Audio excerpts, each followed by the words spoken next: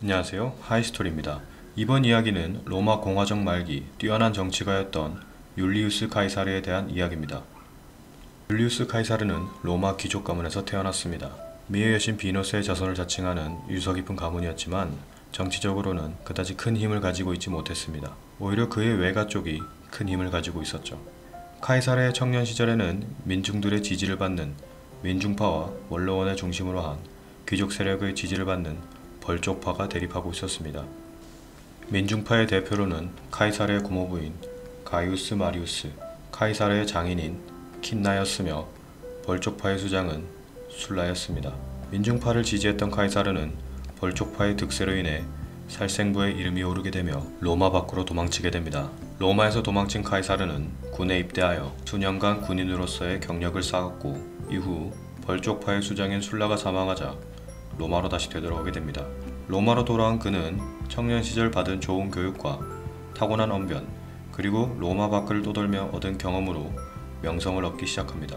그의 첫 번째 아내인 코르넬리아가 죽은 후 술라의 손녀인 폼페이아와 결혼하면서 벌족파의 지지까지 얻은 카이사르는 승승장구하며 로마의 고위 간직들을 섭렵해 나갔습니다.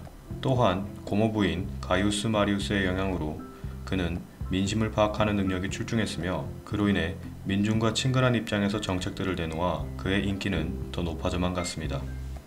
더불어 카이사르는 로마의 최고위직인 집정관에 오를 것을 희망하였으나 그의 권력이 강해지는 것을 두려워한 원로원은 그가 집정관이 되는 것을 방해했습니다. 그러나 카이사르는 당시 최고의 명성을 누리고 있던 크라수스, 폼페이우스와 손을 잡고 집정관에 당선이 됩니다. 이것을 우린 삼두정치라고 부릅니다. 카이사르는 집정관이 된 후 각종 법안을 제출하고 민중들과 퇴역 군인들을 중심으로 한 여러 정책을 실현해 나감으로써 민중들로부터 큰 인기를 얻게 됩니다. 하지만 이로 인해 귀족들과 카이사르 사이에 갈등은 점점 깊어져만 갔습니다. 그 외에도 카이사르는 프랑스 남부 지역인 갈리아 지역의 총독이 되어 갈리아 지역 전체를 7년이라는 짧은 시간 안에 정복했으며 갈리아 정복은 여러 면에서 이점을 가져다 주었습니다. 정복에서 얻은 약탈로 부유해졌으며 오랫동안 변방 지역을 괴롭혔던 켈트족을 복속시켜 카이사르의 인기도 높아졌기 때문이죠. 더불어 그는 갈리아 정복 전쟁으로 인해 7년간의 전쟁으로 단련된 노련한 군인들을 자신의 휘하에 두게 되어 그 누구보다 강력한 군대를 보유하게 되었고 그의 휘하로 복속된 켈트족의 충성과 넓은 갈리아 영토는 그에게 든든한 힘이 되어 주었습니다. 카이사르의 갈리아 정복이 마무리될 때쯤 삼두 정치를 하던 크라수스가 전쟁 중에 전사하고 폼페이우스와 결혼했던 카이사르의 외동딸 율리아가 죽게 되자 삼두 정치가 붕괴될 조짐이 보이기 시작했고 이에 로마의 귀족들은 폼페이우스를 자기 편으로 만들게 됩니다. 무너진 삼두 정치와 자기 편으로 끌어들인 폼페이우스로 인해 힘을 가지게 된 로마 원로원은 카이사르에게 즉시 군대를 해산하고 갈리아 총독에서 물러나 단신으로 로마에 돌아오도록 명령합니다. 이는 카이사르에게 죽으러 오라는 말과 다름이 없었죠. 카이사르는 몇 차례 귀족들과 협상하려 하였으나 귀족들은 무시를 했습니다. 이에 카이사르는 내전을 불사하기로 마음먹게 되고 7년간의 전쟁으로 단련된 최강의 군대를 이끌고 로마로 진격하게 됩니다. 폼페이우스와 귀족들의 군대는 카이사르보다 몇 배나 많았지만 제대로 맞서지도 못하고 밀리게 됩니다.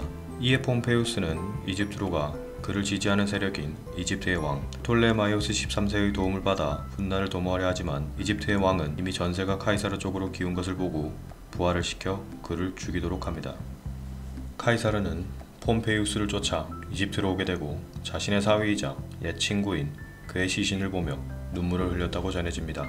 또한 그는 당시 프톨레마이오스 13세와 권력을 다투고 있던 그의 운명의 여인인 클레오파트라 7세와 손을 잡고 프톨레마이오스 13세를 내쫓아 그녀가 권력을 독점하도록 도와주게 됩니다. 자신의 정적인 폼페이우스가 죽고 힘이 약화된 귀족들이 있는 로마로 돌아간 카이사르는 집정관 자리에 자신의 부하 안토니우스를 앉히고 자신은 그 위에 종신 독재관 자리를 차지하며 1인 천하를 만들게 됩니다. 무소불위의 권력을 가지게 된 카이사르지만 그는 황제가 되려 하지 않았으며 이전 시대의 귀족들로 인해 무산되거나 정체되었던 개혁들을 하나하나 밀어붙이기 시작했습니다. 달력을 개정하고 통화를 개혁했으며 시민권을 확대하고 사법개혁, 복지정책, 식민지정책 등 다방면으로 개혁을 추진해 나가며 로마 제국의 발판을 마련했습니다. 하지만 1인 독재에 대한 귀족 세력의 불만은 완전히 잠재울 수가 없었습니다. 카이사르가 황제가 되려 한다는 불안이 귀족 전체에 번지면서 카이사르의 독주를 막으려는 움직임이 여기저기서 일어나게 되고 카시우스 롱기누스의 주도하에 카이사르 암살 계획이 세워지게 됩니다.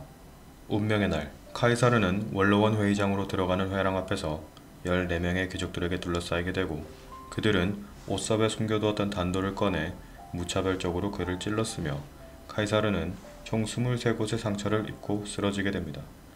그가 쓰러진 장소는 아이러니하게도 그의 정적이었던 폼페이우스의 동상 앞이었습니다.